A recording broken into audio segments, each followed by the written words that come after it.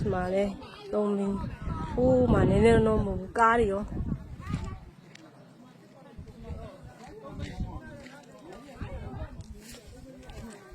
မကြည့်အောင်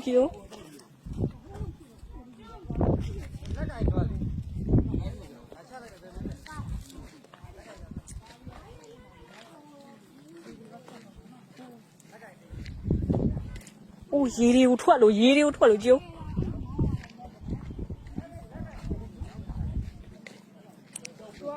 အောက်ထဲမှာမြည်ကြီးထားတဲ့အချိန်နဲ့တ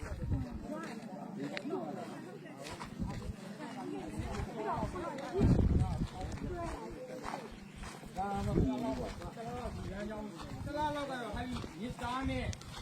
ပြင်ဒီလမ်းကြောင်းတော့ယာယီပြင်ပါပါလားဒီနေသားတော့လောက်နဲ့ဆင်ရမှာအဲလုံးပြင်ဆင်ရမှာတ